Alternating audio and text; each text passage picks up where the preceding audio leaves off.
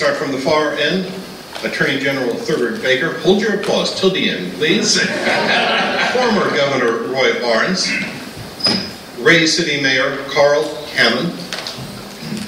House Democratic Leader DeBose Porter of Dublin. And former National Guard Commander David Poitras. Now you can applaud.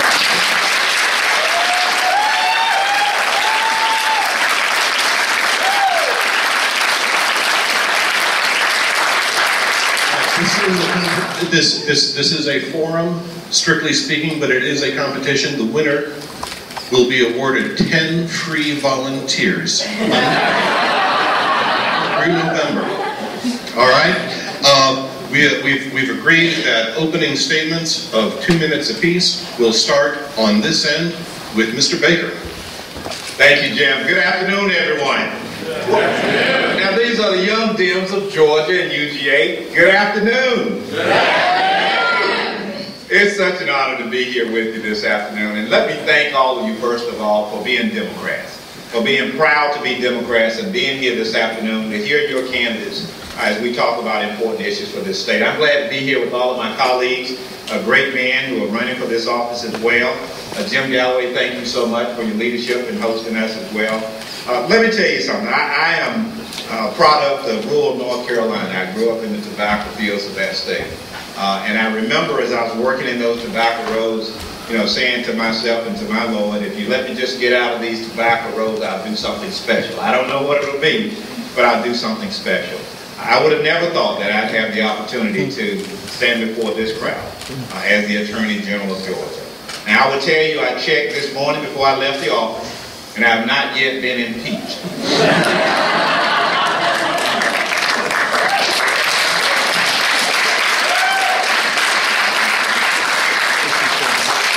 my opinion, if you can't stand for something, you don't need to hold public office. And we are going to stand firm on our position on health care reform and making sure that we're doing the right thing for some 1.7 million Georgians. But I'm in this race for governor because we've had too many challenges that we've gone and left unaddressed in this state.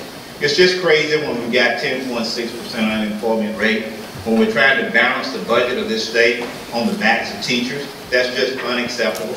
When we've got people who are losing their homes and losing their jobs, we can do better as Georgians.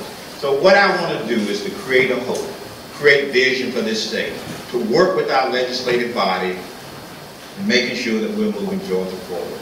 We're going to be able to do that as a state. We're going to be able to do that with your help and your support. I look forward to answering questions this afternoon. Thank you again for being here.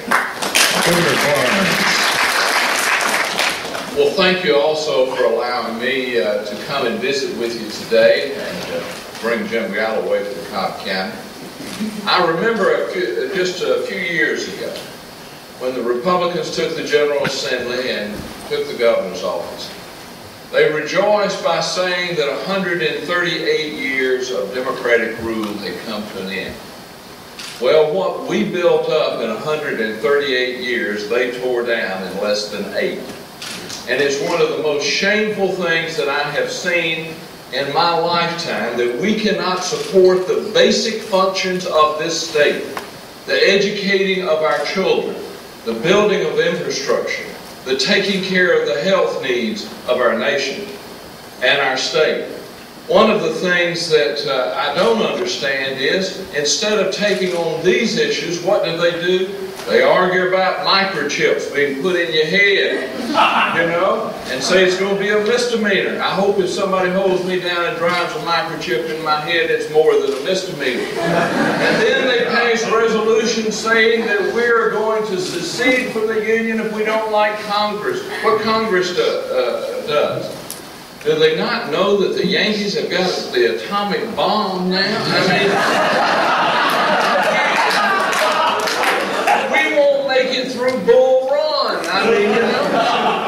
I am tired of the nuttiness and embarrassed by the nuttiness that is coming out of the Republican leadership under the Gold Dome. And not only can any of this group, on both sides, not only can any of this group do a better job, I will tell you they can bring Georgia out of these dark days, these dark ages that we have been in, and into the light of enlightenment again, where we treasure education rather than seek to destroy it. Thank you, and God bless you all.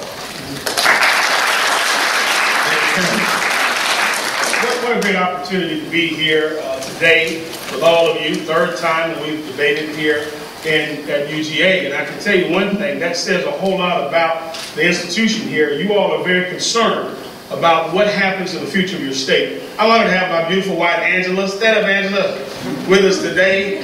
She's been riding all around. Listen, some people are conditioned to believe that you have to be a millionaire, you have to be from a large city to be governor of Georgia. The fact of the matter is, the majority of people in Georgia aren't millionaires. The majority are not from large cities, but they're concerned about the future of our great state.